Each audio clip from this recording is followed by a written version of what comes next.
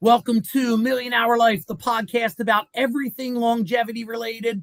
Today, I am honored to welcome a guest, someone I've known for 30 plus years, and she is a wizard with helping you and me figure out what we can do so that when we live to be the age we want to live, my goal is 115 years old, we don't run out of money at 80 or 90 years old. Because as much as I want to live long, I don't want to live long broke. So welcome to Million Hour Life, Dawn. Thanks so much, Eric. I'm excited to be here. Thanks for the I'm invite. excited to have you here. I've been following you on Facebook, on Instagram. I love the stuff you post about. So I think this is going to be a great conversation. Me too. Excited. Sweet. Before we get to it, just a quick commercial. My first time doing a commercial, so hang in there with me, both Dawn and people watching.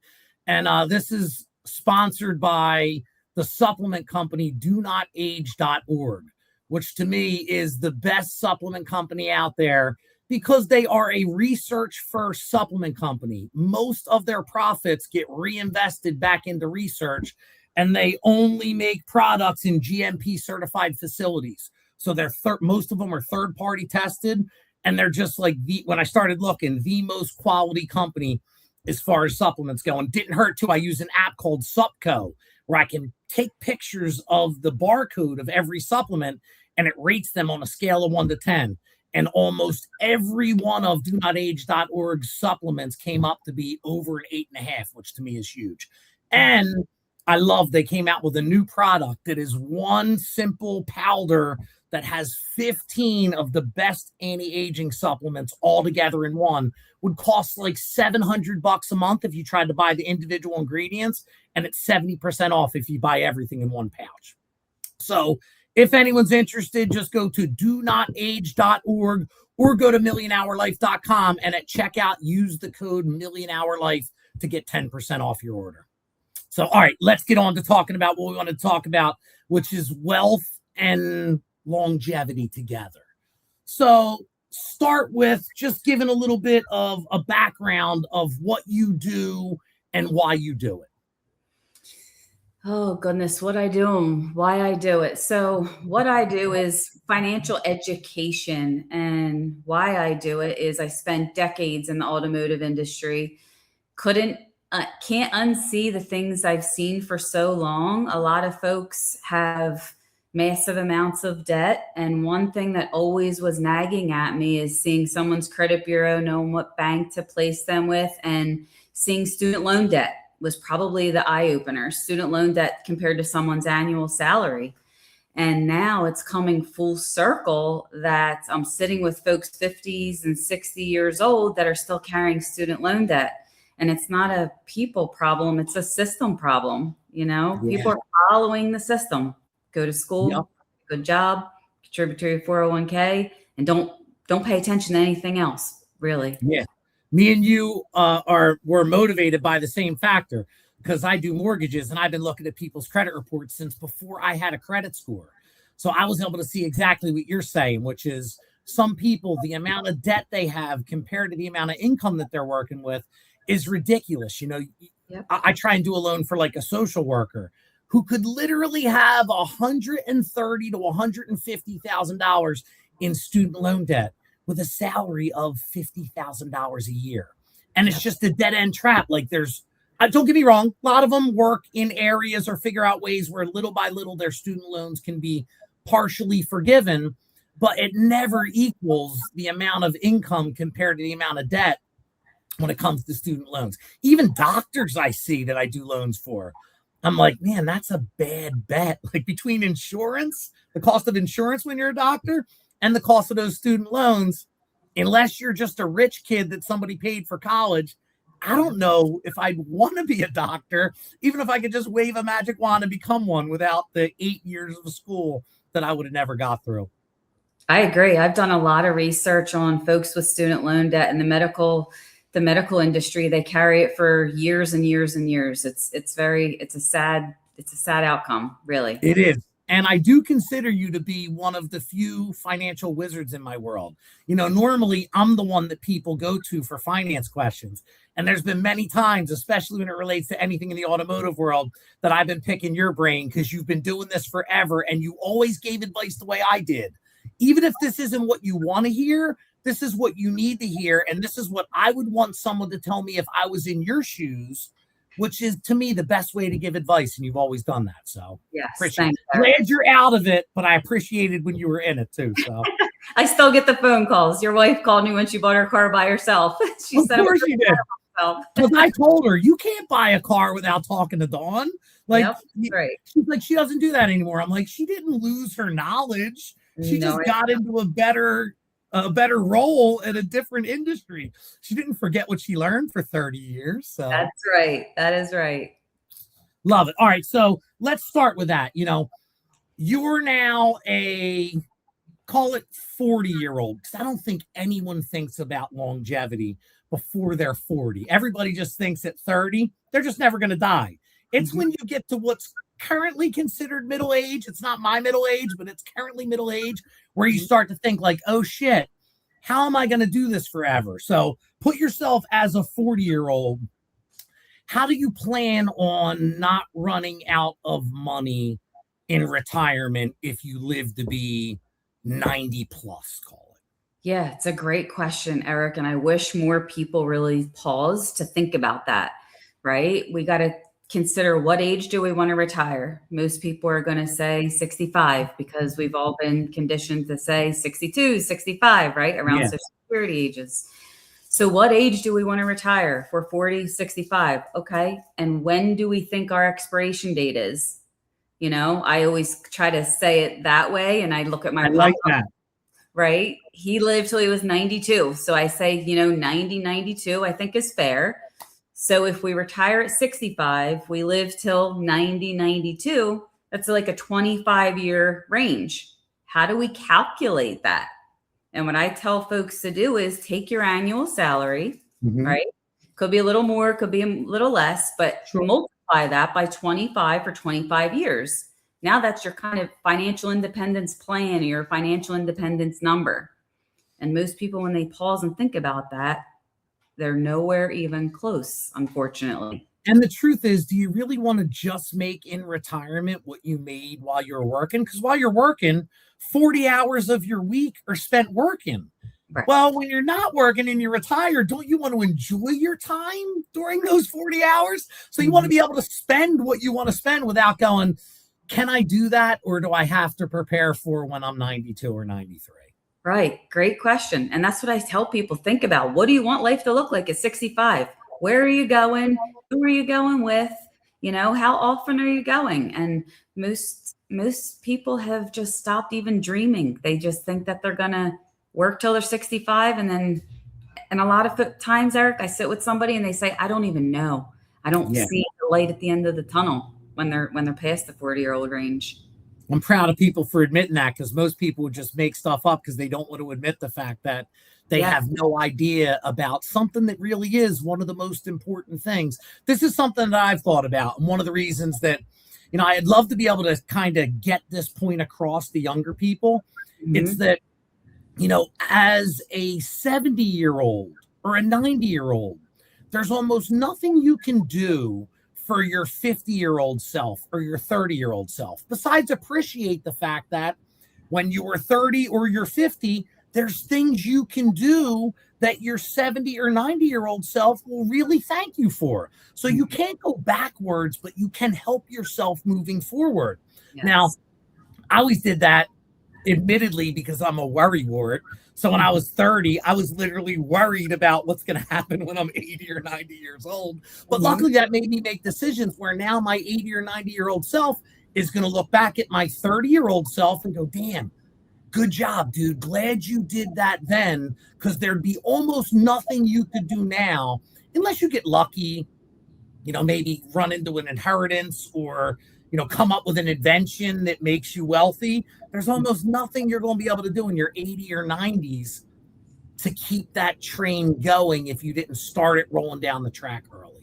Yes, agree. Now, in your world, when do you see people, because you do universal life, which is, it's life insurance. So when do you see people starting to think about the ones who actually think about it? When do they start thinking on average about, what is the future going to look like financially? At what age do I see them? Yeah.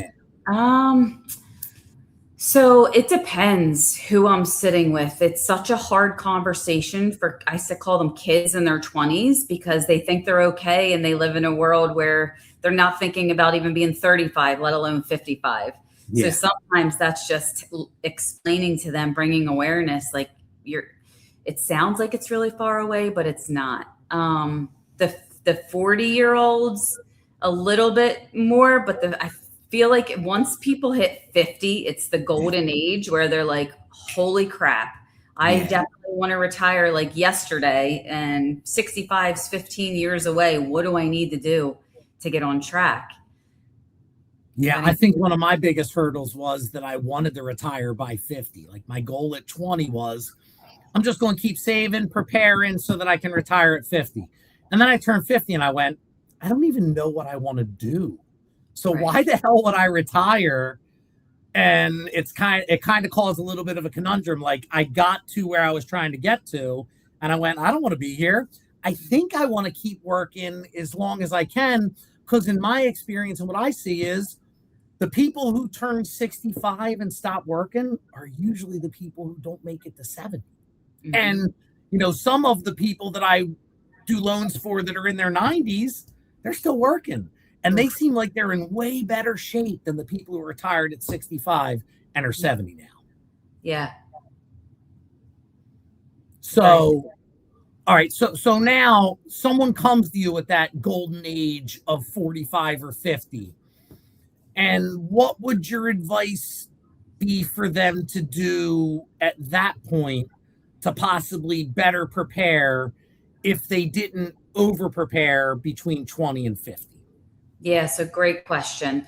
First, we're going to sit down and see, what do they have going on? How well do they really understand it? If I'm sitting with someone who is contributing to only a 401k at work, I want to break it down. I want to know on a scale, how do they rate themselves understanding it? And from what I've seen, most people have no idea what they're contributing to. So we need to kind of bring awareness that if now you need a couple $1,000,000 or a few $1,000,000 in retirement, is your 401k getting there? You still owe Uncle Sam because you've never satisfied taxes, right? It's a whole nother conversation. So it's bringing awareness to that, because most folks the things have changed, Eric, so much from our parents' ages, right? Years ago, it was pension systems and Social Security and some savings. That was kind of a three-legged stool of retirement. Yep.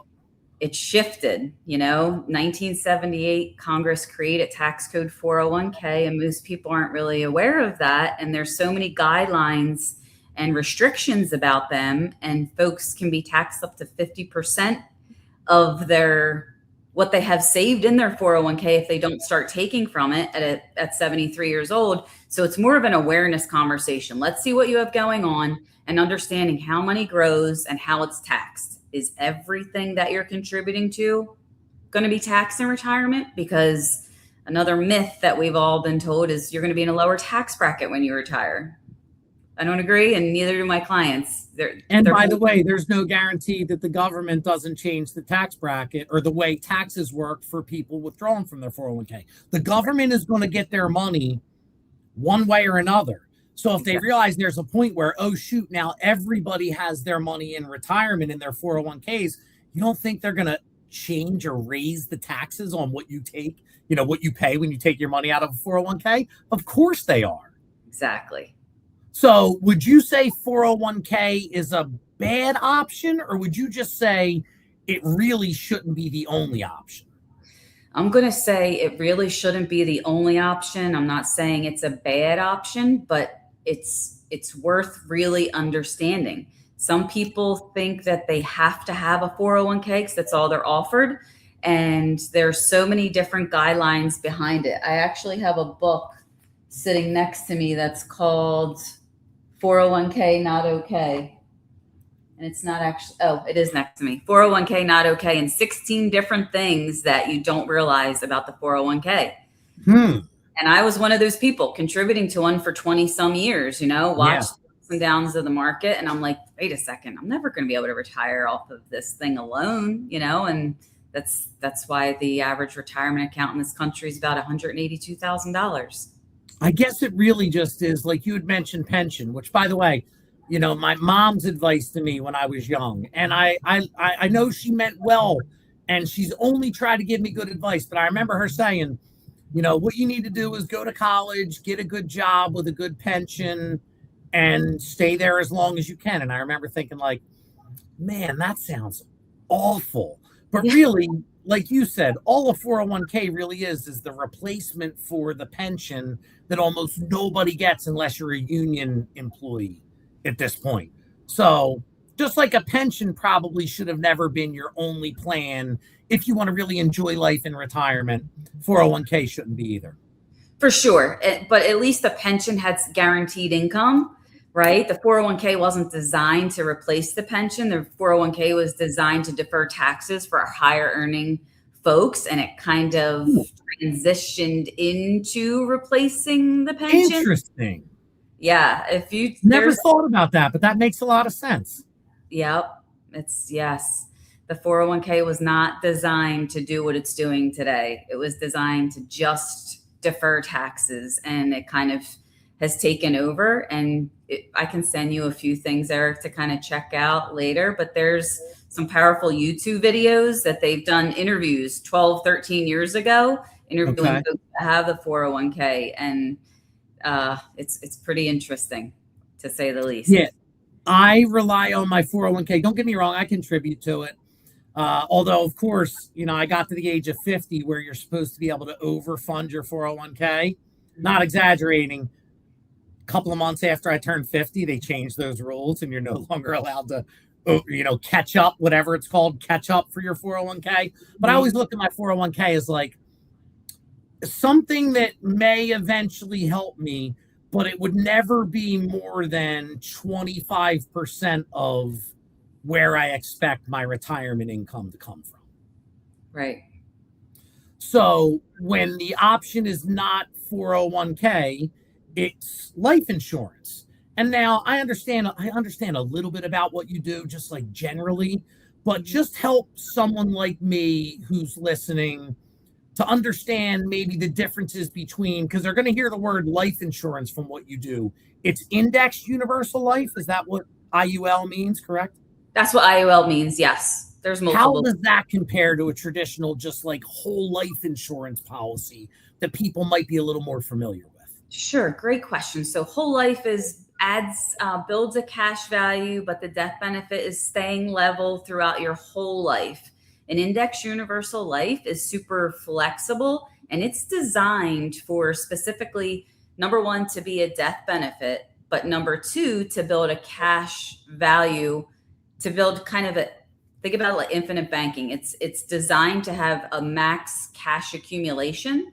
So as you're thinking, as you're older, the death benefit's going to be more expensive, the cost of insurance. It's not true, because the risks to the insurance company can actually decrease over years because your cash accumulation is growing and your death benefit isn't staying the same. So the risk to the insurance company is a bit less. The kind of the short version, 401k, IUL, 401k, tax code, defer taxes. IUL, protected by tax code 7702, where now you're taking out loans in retirement, so it's tax-free. Government can't touch it. IRS can't touch it. It's protected by probate. Not only, it's kind of like taking a mortgage against your house. Like when you sell your house, you might have to pay capital gains if it's not your primary residence. But when you take loans out against it, those funds are always received tax-free. It's kind of the same thing. Ding, ding. Yep. Interesting. Yes. And it seems like, now comparing whole life to IUL, whole life seems like maybe it's a little bit safer in ways, but it also has very little chance of accumulating the value that an IUL gains over time. Is that pretty fair to say? Or so kinda. You're thinking of, so there's, let's think about three different buckets real quick. Let's think about a fixed kind of bucket. Fixed is like our bank account. right? Okay. We see a flat rate. We're not going to see it grow unless we're contributing to it, but we have to take into consideration inflation. So fixed. Then we have variable, 401ks, IRAs invested in the stock market. High Okay. rates of return, we can suffer a loss.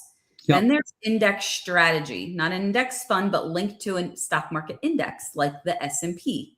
Yep. So maybe there's a cap on the rate that you get. So let's say the market does 19%, but they're capping you at 12%. You lock in on that 12%. The Okay. most powerful thing in an index universal life, because it's linked to an index, is there's a 0% floor. So your money is protected. So there's just like there's fixed variable index, there's fixed whole life, maybe there's universal variable life where it's up and down in the market. And then there's Yep. index universal life, capturing the upside potential of the market, locking in on the gains. Hmm. Does that kind of help answer your It question? does.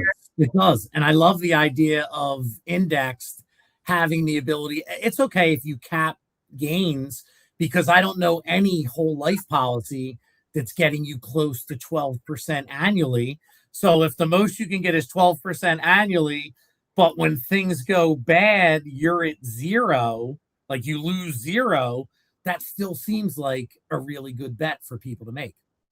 That's probably my favorite concept to teach, Eric, because we've been all conditioned to think that hang in the stock market, it'll come back. Well, if you can afford to diversify, awesome. Yes. Sprinkle a little bit. Don't have all your eggs in one basket. But I'm going to challenge. Let's look at the math behind that, right? And if you have 100 grand in a variable account and you lose 50% of that, you're at 50,000. Yep. And the next year, if you gain 50% back, did you make back what you lost? Not even close. You go 100% up, and that's what you'd have to do. You'd have to then go up by 100% just to get back to even. Right. And when you take the calculations and you look at the negatives and the positives, a negative number will never be an actual number, right? If there's a negative number in the equation. So Yeah. if you have a couple years, a loss 1 year followed by a negative, followed by a positive, the average rate of return may look like zero, but the actual number might be a significant loss. And I think that's what everyone worries about. Whenever you invest, I think what people are really afraid of and what stops them from maybe making investments is the fear of those couple of bad years that could make it all go away. So to have something that lets you take advantage of a good portion of the good times and not get burnt by those couple of bad years that, when you look over a 30-year period, can destroy those long-term returns, it seems like a win-win. Plus, something you said that I think is really important that most people don't think about is, when you call it loans. So the fact that you could have an index life policy that, let's say the stock market has a really bad year, there's nothing you can do about it. Your 401k is going to go down 30%. But now if you have to withdraw funds to live on it during that year, you're really destroying your 401k. Where if you can go, you know what, the market's horrible this year, I'm going to wait for it to rebound. This year, I'm going to take a loan against my life insurance policy, and I'm going to live off of that, and then let my 401k grow back to being closer to par before I take money out of it.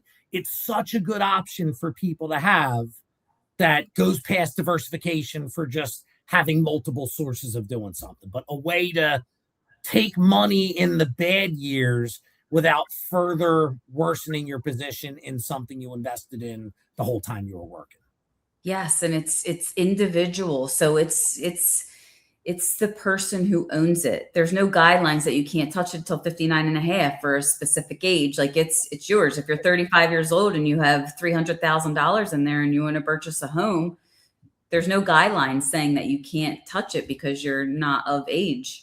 And in the same way, there's no year where you have to start taking funds from it, like a 401k. I think when you get to like in your 73-ish, yes, you have to start withdrawing. Like there's minimum withdrawals annually from your 401k. You don't have that same restraint? No, not at all. You could leave it there for legacy for your kids or your kids' kids. So let's talk about, like, I always like to look at both sides of it. Then what would the downsides be to this compared to other investments that you would make or could make The in downside, 401k or whatever? the downsides into an index universal life, if you're Yeah, not, compared to the other two options we're talking about, compared to 401k and whole life, like what would be, because the upside sounds so good that I just want to at least think through or talk through, you know, sure. the cons as well as the pros. Sure. So the downside would be sitting with someone who doesn't fully understand them, right? If somebody is telling you that they're going to grow by compound interest and your money's going to double fast and you're not properly funding them, they're not going to grow. Okay.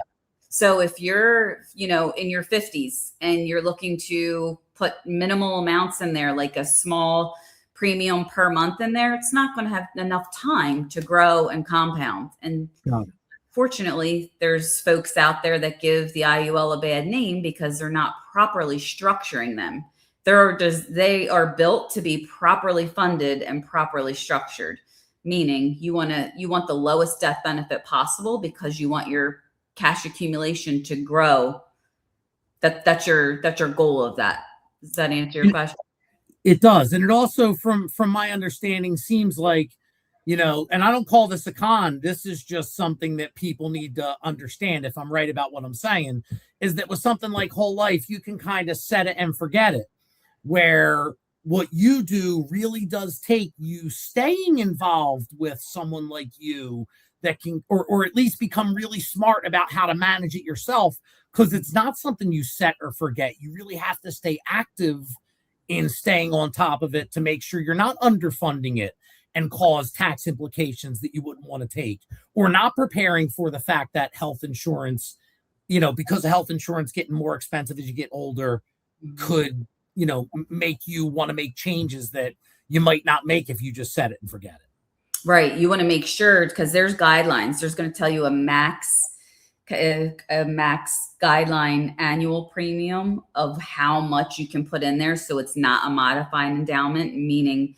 you're not causing tax implications. So you may be able to put up to a certain amount in there, and you want to be super sure that you're not going over that, because you want to stay in all those guidelines so that it's building the way that you want it to, and you're not raising any red flags for taxes. And what about when I read of people underfunding them? What exactly does that mean, and how is that a possible negative?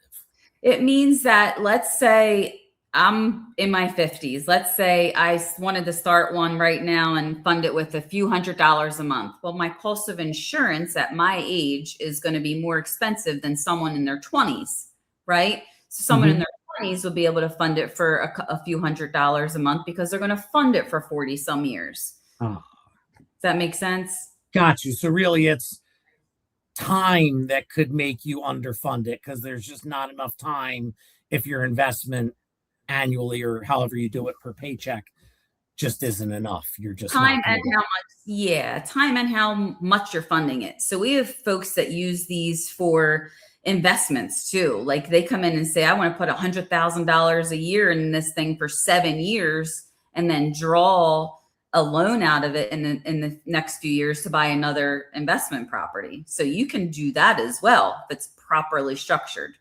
And then could you put the money back in? Like, let's say, would you be able to do that if you were using it for like flipping properties? Like, okay, well, now that I flipped this property, I made 100K. I'm going to put my principal back into the policy. Yes. And then, oh, interesting.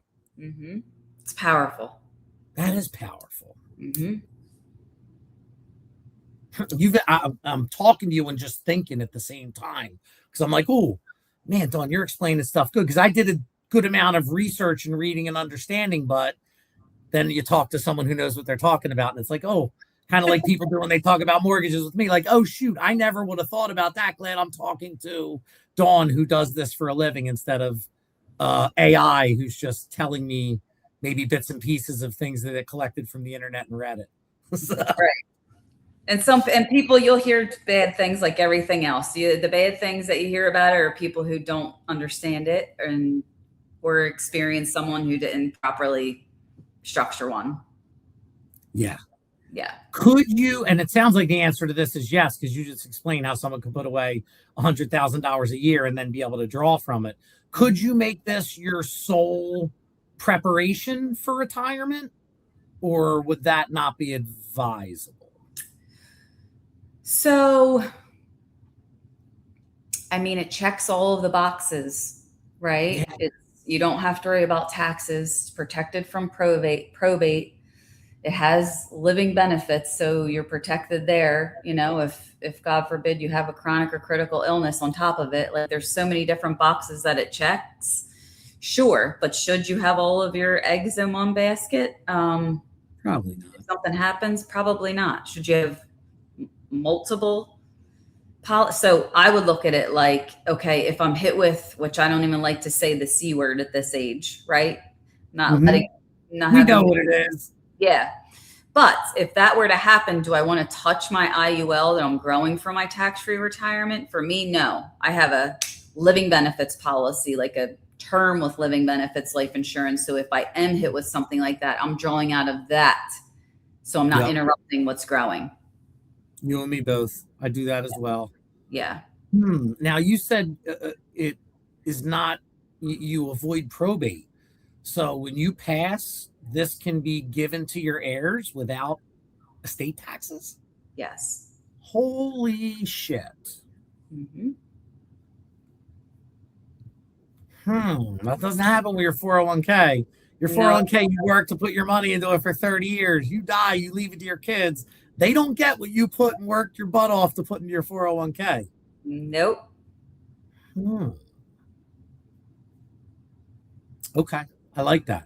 I like that for lots of, the more we talk about it, the more I like what more I'm picking up what you're putting down. Yeah. So, the Rockefellers call it the $1 million baby plan for children.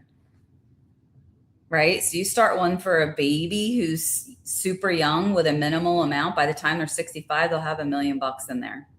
Right. With a minimum amount to be put in. Yeah. The power. And you can do it as like a beneficiary. Like you can start it and fund it for them before they're 18. And then when they're 18, does it just go to them like it does?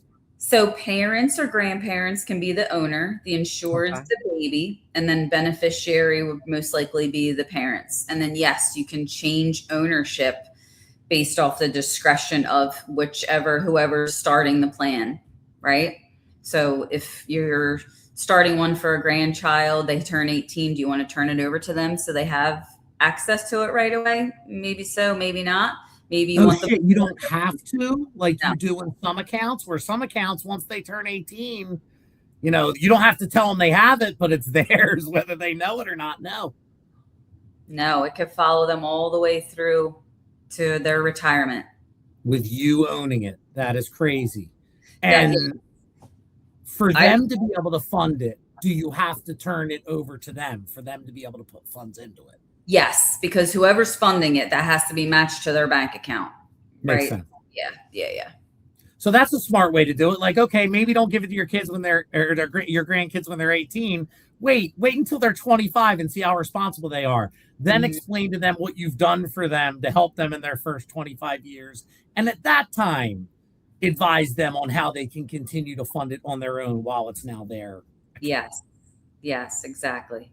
I fell in love with that after seeing the years of student loan debt. I'm like, everyone should really understand this, because you can draw out of those accounts when they're going to college, right? And pay off their college while the kids are going to college and not have to set them up. We're quick to sign on the dotted lines for debt at 18 years old, and it follows them for years. This is a way for kids not to have student loan debt throughout and also not have to do it in something like a 403b, where you're designating those funds to only go towards school, towards college. I love the idea. What's that? The 529 plan. I'm sorry. Yeah. So the 529 plan you can do, but then they have to use that money for college, where this is great because it's like, I funded this for you. Oh, you're an entrepreneur. Okay. You're responsible. You can use this money to buy, start, or grow your business, not just, figure out how to go back to get your master's in what you're already successful at. Exactly. Seems like a silly way to do it. Yes, exactly. So you are a new grandparent. I Have you am. considered or are you planning on starting these for the boys? Oh, yes, most definitely. And have you thought through like what we're talking about? Like, I mean, I know you got to see how they grow and how responsible they are, but in your mind, when do you fund this till before you pass the buck to the kids? Oh my gosh, that's such a trick question because I feel like I look at my kids and I'm like, wow, I've really lucked out or did something amazing for my kids. Yeah, you have. And the kids coming up now just seem like they have a very entitled attitude, behavior that I would really have to see. I don't think they would be touching it anywhere in their 20s, in my opinion, but it would be available if they decided to go to school or they were pursuing something that made sense, an entrepreneurial journey. But yes, we are 100% doing these policies for both of the boys. As someone who knows you well, I don't think you have to worry about what you're worried about because, to be honest, your kids are of the age where they should be friggin' entitled. The rest of the kids their age are entitled. You just taught them not to be friggin' entitled. So they're not Mhm. going to let their kids be entitled. Right. Yeah. So I have a feeling, although you're right, as younger generations grow, I do believe they've become and will become more entitled. There's a certain amount, a certain percentage of those kids, which I would imagine your offspring are going to be one of, that Mhm. figure it out without being spoiled brats. So Yep. I love that. All right. So now let's go back to someone who's 30, who at least understands this Yeah. and sees the benefits that we're talking about. How are ways that they could either check by check, like what's a good amount to think about or consider, either check by check, or if you were to come into a large sum of money in your 30s or 40 at the latest? How would you fund something like this? Yeah, great question. So I would say if they're contributing to a 401k already, I would break it down and have them really understand how money grows, impact of taxes, so they understand what they're contributing to first. And Yep. maybe it makes sense to reposition those funds that they're contributing to the 401k and start an IUL if they qualify, right? First and foremost, it is a life insurance. They have to qualify and fund it monthly or annually or both. If someone came into a lump sum amount, I would suggest that they put that into an IUL and get that started. So they're very flexible. You can put a lump sum amount in and then pay monthly or annually, or a lump sum amount in year one and then pay a different amount in year two. But we would look at an illustration and see what does that actually look like, and what does the dollar figure, what is that projected to look like when I'm ready to retire too, because that's the important piece. And then you brought up a good point. It is a life insurance policy. Hmm. Qualifying for it, is it just similar to any term or whole life policy where you get a medical check and they just make sure you're not like on death's door? Yeah, it's similar, super similar. They're checking a couple boxes, right? They're checking first and foremost your medical. They're checking what type of a driver are you? Are you a high risk? Hmm, Had DUI? interesting. Yeah, if you've had DUIs, you're not going to qualify. Wow. And then I like third, that. your Smart. credit. Yes, very. They look at Because your credit too? sure, soft pull Nope. to your credit. They want to see how you've paid previous financial institutions, right? They want to know, are you a high risk to them? If they're giving you a 500,000 or $1 million death benefit, is there more of a risk of you doing something silly, or are you pretty easygoing person, right? This is why life insurance companies are genius. Because like when shit hits the fan, and in my world, like there was a time where 60, I think it was, percent of banks went out of business within Hmm. like a 3 year period. During that 3 year period, when a lot of insurance companies invested in reverse mortgages and a little more risky, things that would now in the rear view mirror be looked at as risky, what percent of life insurance companies do you think went out of business? None. None. That is None. the answer. Zero. None. So in what seems like a risky investment to make, betting on people living and dying when guess what we all do is die. At the same time, life insurance policies are so smart that they almost never go under. There's no insurance company bailouts that happen like there are auto company bailouts or mortgage, finance, banking bailouts. Correct. So they made themselves too big to fail without needing anyone else to guarantee that too big to fail. Correct. And you said something powerful too, right? Like um, investments in real estate. Well, do you know where the banks are investing? The banks are investing in real estate, and do you know where else they're investing? No. Life insurance. Banks in this, you're telling me something I had no idea of. Banks invest in life insurance. Explain. Banks invest in life insurance. Yep. I highly recommend reading. Oh, you probably can you read this? Can you see it? I can. Yep, I can. It's blended with your back. Now I can. Perfect. Yep. Money, wealth, life insurance. Okay. There's actually a public website. It's public knowledge of how the banks rank in life insurance. And are you saying they invest in like their clients? They buy life insurance policies? Bank Bolies, bank-owned life insurance. And what exactly are they investing in? That's what I'm trying to understand. Like their customers living or dying, or just general life insurance policies? So bank-owned life insurance, it's a little bit more complicated. I'll send you the information to kind of break it down for you to read it. But we put our money in the bank. They give us 1% on our money. They're not keeping it in a vault. They're investing in real estate and life insurance. I knew real estate. I mean, I thought most of it was real estate. I didn't realize investment firms invest in life insurance. But it doesn't, like, when we're talking about it, if none of the life insurance companies go out of business, if I'm a bank, I'm like, how do I get on board with what you're doing? So I guess that should have been common sense, although I'm not used to learning things in banking that I had no idea existed. And Dawn just blew my mind with that one. So most people do not. Yep. That's why I became obsessed with this industry, Eric.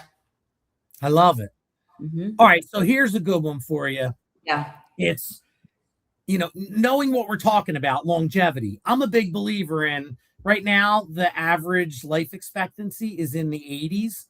But with what's going on in the longevity space and AI and medicine working together, I really do believe, and I think this isn't just me, I'm sure that life insurance companies as well as banks are realizing that it's likely that that average life expectancy could easily go into triple digits in the next 20 years.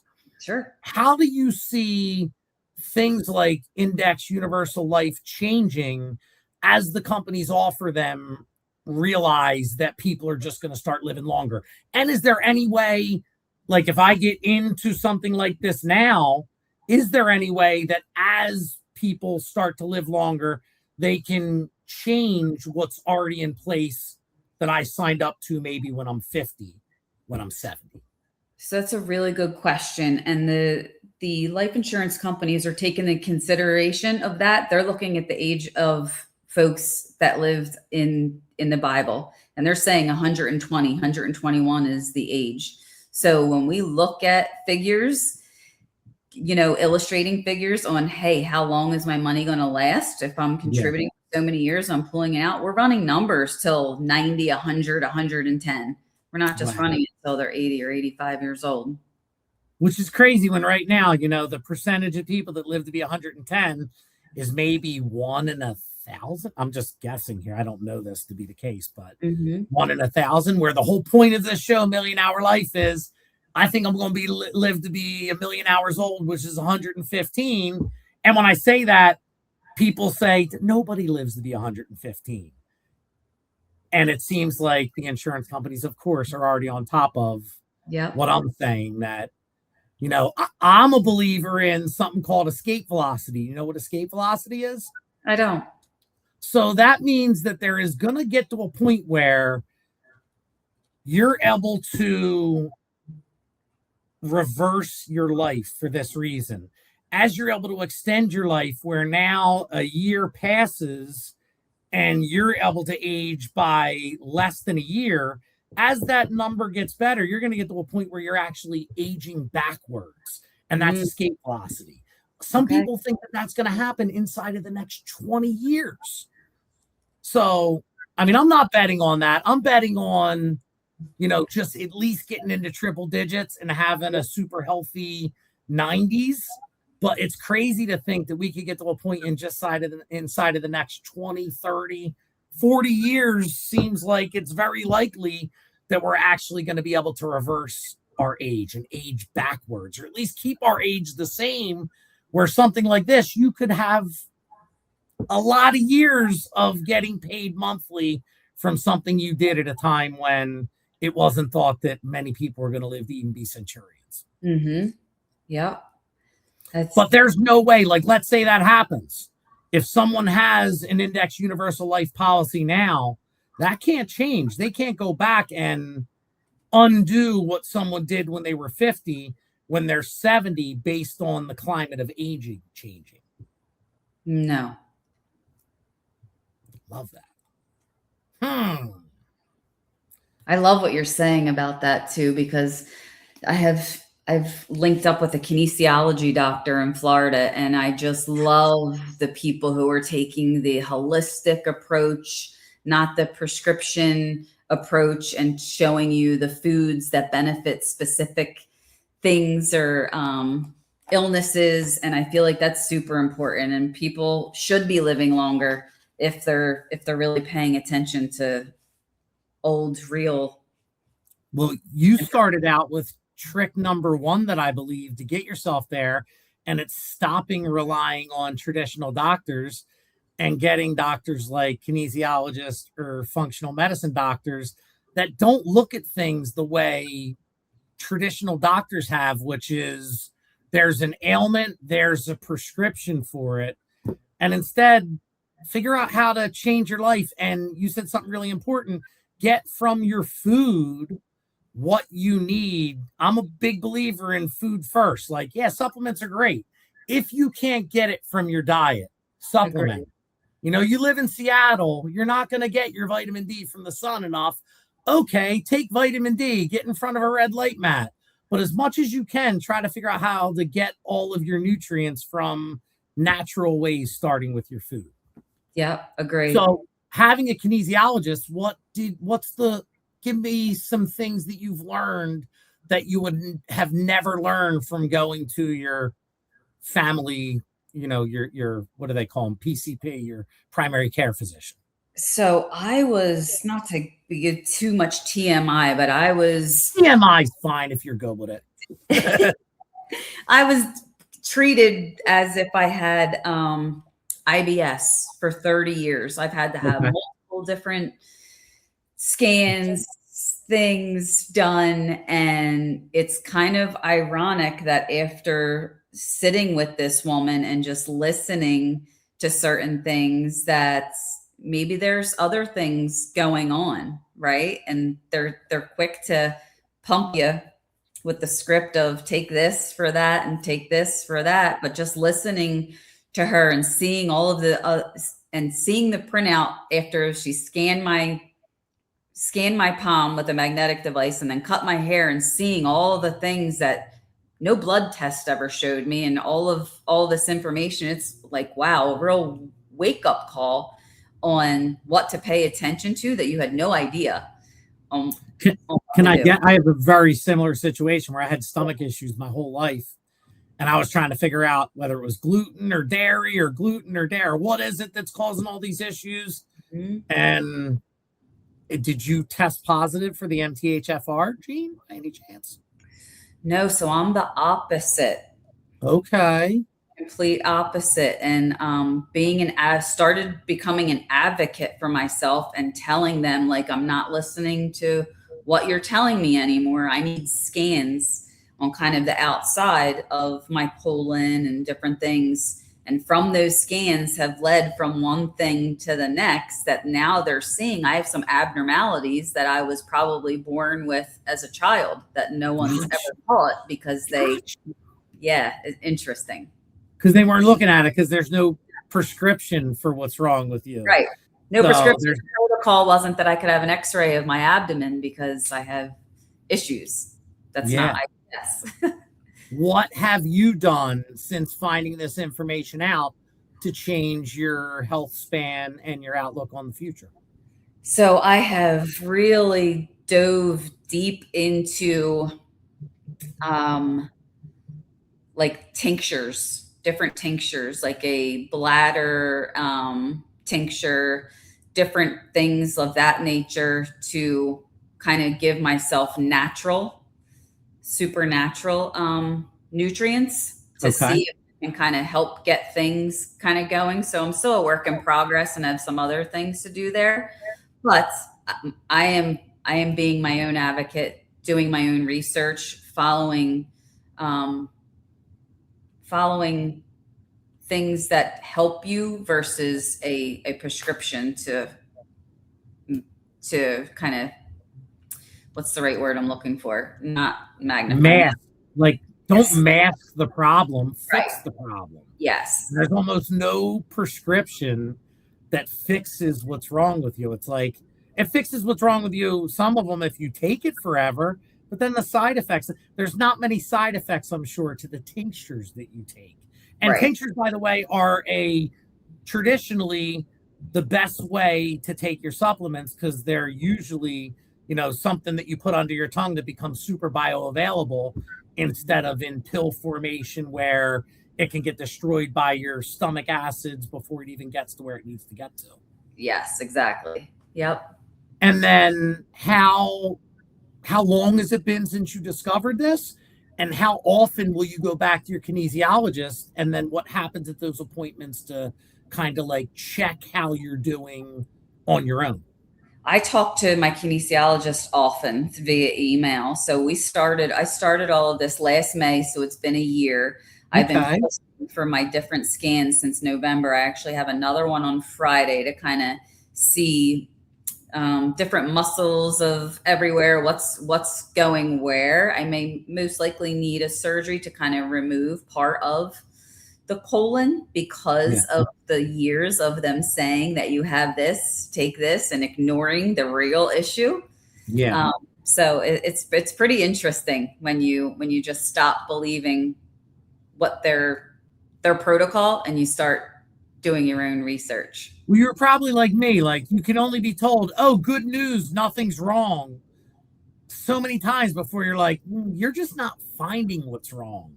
It's not Yes. that nothing is wrong, but then when you finally do find out what's wrong, I hear you where it's like, shoot, if you would have figured this out 20, 30 years ago, you might have been able to avoid surgery is something sometimes you can't avoid. It's Yep. prescriptions that I'm like almost anytime I'm told take this prescription, I'm like, what else could I do? Oh, you say nothing? I'll be back in 6 months and let's see what I find on my own. So Same. Yeah. And I'm menopausal. So they want to pump you with hormones and this and that. And I'm not saying that's bad for every woman. I'm just saying that where I am, I'm not taking anything that they offer it me. shouldn't be your first course of action, Yeah. It should be like, okay, I've done everything I could do on my own. All right, now is there anything I could do for hormonal balance? Not let's start with, again, a prescription. Yep. Just leading you down the road of, I mean, I see people like my mom. I want to say when I counted, she's on 17 different prescriptions. Ugh. Yeah. And, she's at an age where I don't want to stop her from taking prescriptions.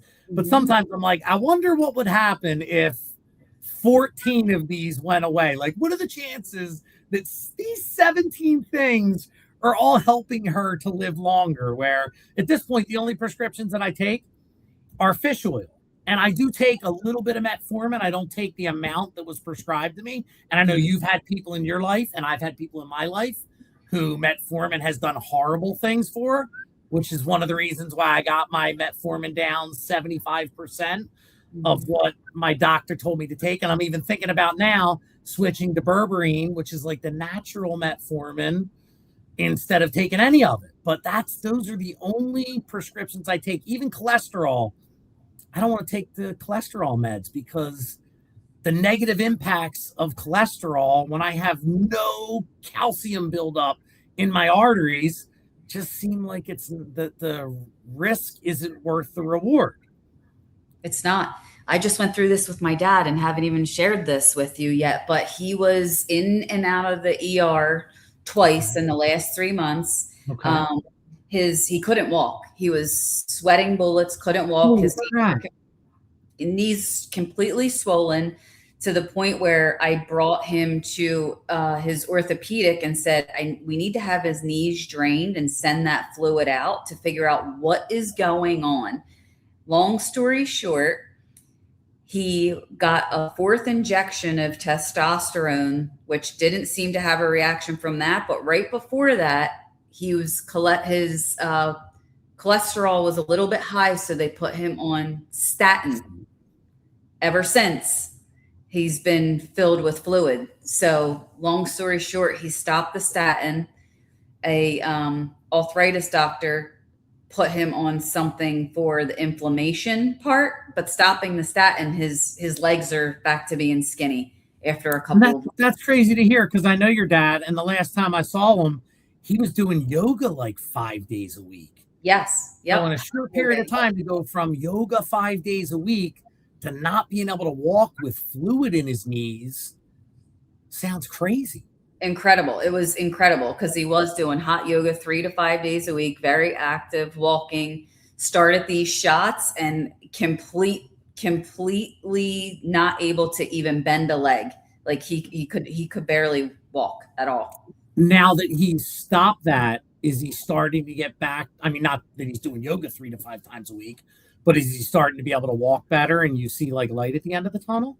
He's trying. We see light at the end of the tunnel. He's lost a lot of muscle mass from sitting for 3 months and being filled with fluid, but he's starting to walk again. Thank goodness. And the inflammation is just about all gone. So it doesn't seem like there's been damage to that yet. We're not sure, but it seems to be headed in the right direction. All from trying. Do you know how high his cholesterol was when they said he had to get on a statin? Barely. I became a nut and said, all right, let me log into all your LabCorp. Let me act like I'm you and send the doctors the notes, because that's again, prescription. I'm like, let's pause, because I guarantee one of these are causing this. You don't just become filled with fluid overnight. No.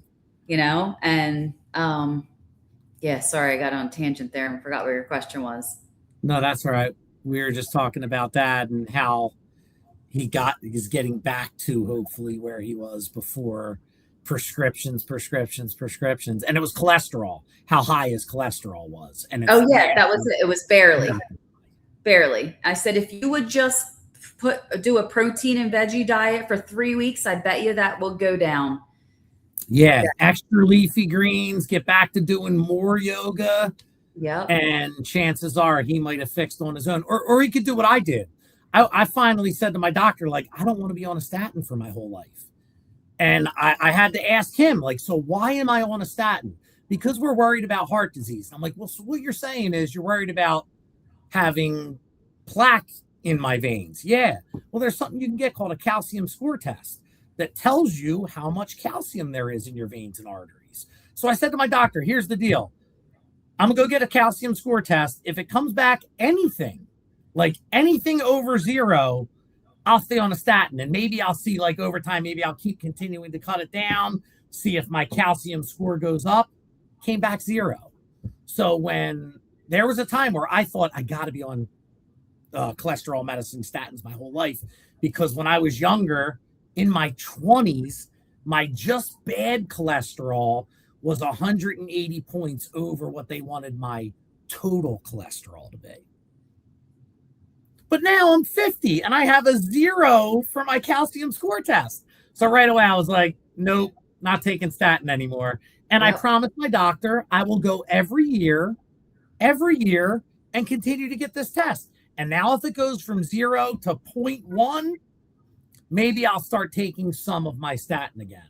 Mm-hmm. But if not, I'm not worried about the same thing that you're worried about. Right. Exactly. Interesting. Yep. I love that we're both kind of coming to the same points, conclusions on our own through different doctors, but realizing like this has got to be me. It's my health. I need to be in control of my health because there's no way you are primary care physician as you're just walking backwards, writing prescriptions, trying to get to the next room because you got 10 minutes that you can talk to me if I'm lucky. Yeah, it's insanity. And we're sending messages like, we're not getting any better. The body's still fluid. Like, what do? We don't know what to tell you to do. You don't know what to tell us to do. You can't point us in the right direction, but here I'm going to tell them to stop taking the prescription that you've prescribed. And they're like, whoa, whoa, whoa. Well, I wouldn't say to do that. I don't know Right. what he should do, but what he shouldn't do is stop taking my cash cow. So, Facts. crazy. It is crazy. It's Crazy. So, from your parents, as you watch your parents age, I mean, it sounds like you've already told me a good amount of this. You've learned from them not to rely on traditional doctors. Anything else you've learned watching your parents age that has kind of made you think about how you're going to do it differently? Oh, it's such, yeah. All of them, my parents and my grandfather, right? Like nobody prepares for the unexpected. Nobody prepares. What happens to my dad? He's a single man, not married. So if he didn't start getting better, and we'll eventually cross that, what happens when he needs real medical treatment, nursing home care, right? It's eventually going to happen. It happened to us with my grandfather. We entered him into the veterans home. A big part of why I left the auto industry, because I knew I needed to be available for more hard questions, conversations, and just be there. My mom's a bit older too, right? But my grandfather became her financial responsibility. Why? Because they don't teach financial preparedness in the military. They don't teach it at our jobs. They don't teach it anywhere. And unless we get ahead of it, then we become our kids, a burden to our kids. And my husband and myself will not let that happen. I will not have my kids worrying about where I have to go when the time comes, you know? Me too. It's funny. That's one of my biggest concerns. And I'm sure my son and grandson don't even think about it, but I am. I'm like, wait, there's no way. The one thing I'm not going to become is a burden to the people below me's life. And not, I'm lucky, not that either of my parents are burdens. I take a lot of care of my mom. My dad is out on the West Coast, and luckily he's married and has an amazing wife who helps take really good care of him.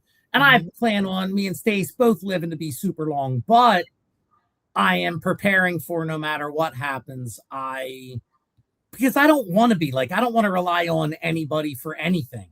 Right. So it's been an important part of me planning for the future, is making sure the future is not going to impact other people's future.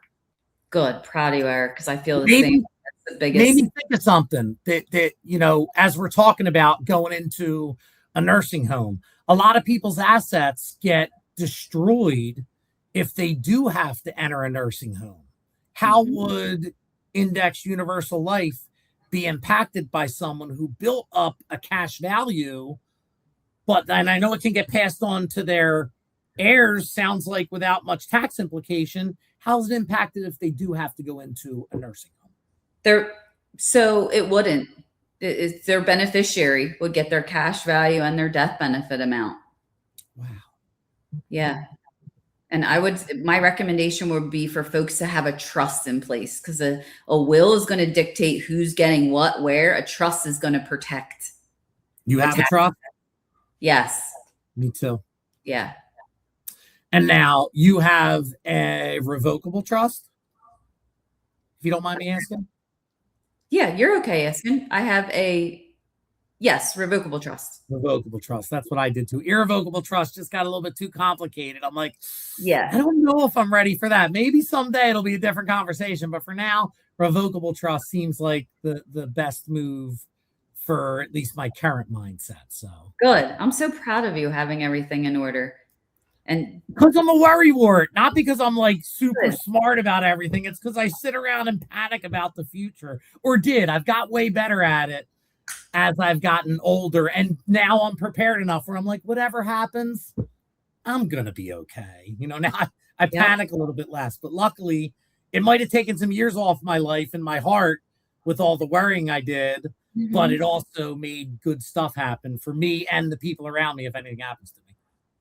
Good for you. So many people don't want to have the conversation, that they put it off, and they put it off. And really, it's how prepared do you want to be when you're not here, right? What do you want to leave chaos, or do you want to leave kind of things in order, right? Down to passcodes and how to access your phone and bank account information, like all of the things that we don't think about that we really need to pause and have in order with our life insurance, our important docs. Like, how can my family access all of these things when I am not here? Yep. Yeah. It's a lot to think about, but like I said earlier, the older you will be thankful of the younger you for preparing for this, where nothing you're going to be able to do in your 90 to go, oh, shoot, here's how I'm going to help the 50-year-old me. So, yeah. All right. My last question for you. We talked about parents. What did you learn from your parents? What has your learning from your parents and the life you've lived so far make you pass on to your kids as far as just knowledge and information and how you want them to see the world in the future as far as finances and preparing for it goes? Preparedness. Like I talked about my dad a little bit. We still have conversations where we bump heads. He's an old school person who doesn't believe that he needs life insurance, or that he doesn't believe that he needs anything. So he's frankly going to leave me figuring things out. He thinks because I'm a beneficiary on a couple of accounts that just figure it out that way. Yeah, it doesn't. And you can't change you can only lead a horse to the water and explain it so much. Like if they don't want to be prepared, you can only push as much as you can. So for me, I want to be prepared. I don't ever want to cause chaos or more sadness, or frustration for my kids. I just won't. I want to be celebrated as quickly as possible when I die. Yep. Instead of it being like 3 years of people going through shit yes. that I caused and could have probably prepared for. Before then, they're able to look back and go, okay, it wasn't all bad. Like, no, I want it to just be right away. Like, not happy I died, but I see the good. I don't see the bad. He did everything he could do to make sure we weren't in a bad position once he's exactly. Have them so prepared where they can grieve in a timely manner, and there's no chaos added to it. Of my, besides the goal of I want to die quickly, which is just like, not like I want to die quickly now, not like I'm 51, not like I want to die when I'm 52, but I don't want to decline. I want to die I want people to be like at my funeral, like, wait, we were just playing tennis with him last week. He's dead.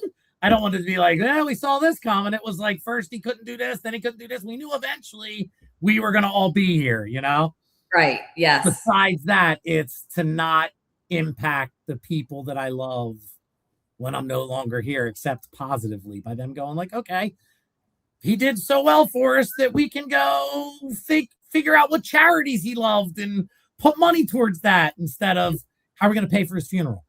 Right. Preparedness. Simple words. Preparedness.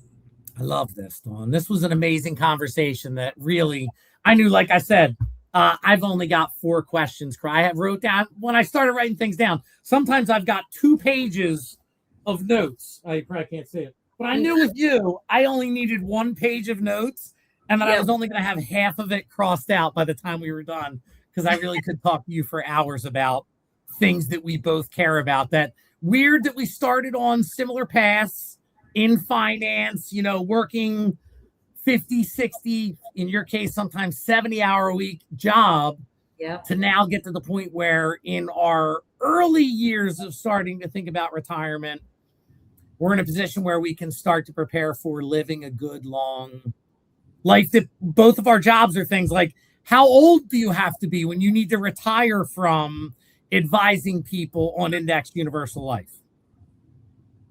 No age. Just like I can write mortgages when I'm 90 because you never have to stop doing it. So we can keep our brains functioning. Like you're like me, we're always figuring out financial puzzles for people, and we can work as little as we want for as long as we want to not have to rely on our later investments for as long as we can. So Yep, exactly. I promised myself when my pop entered the veterans home and I knew this was a chapter we were going into that I was never going to miss another single family thing ever again, and that I was just going to be present for every single thing. And now that's my focus.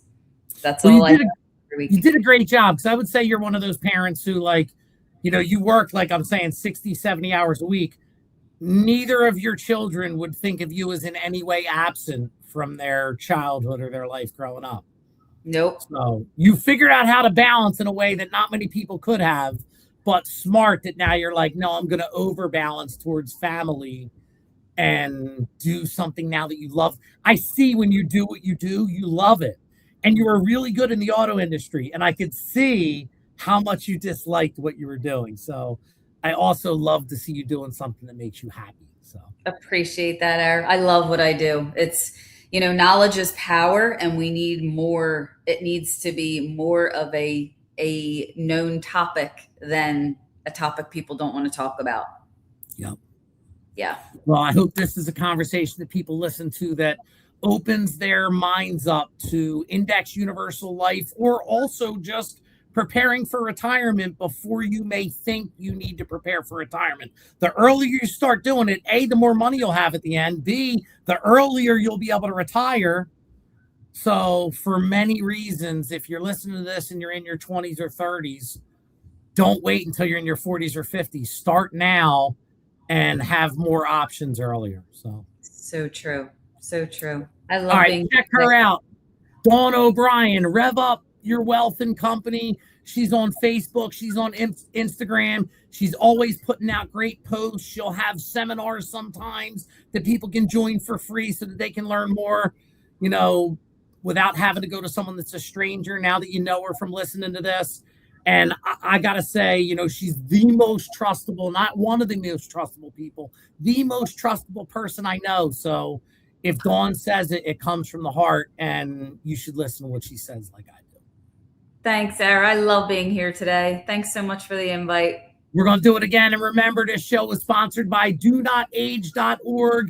Go to their website, go to millionhourlife.com, get their new 15-in-1 supplement, and save 70% with an extra 10% by Million Hour Life in the code by checkout. So, all right, we'll be back again with Million Hour Life. This one was an honor, Dawn.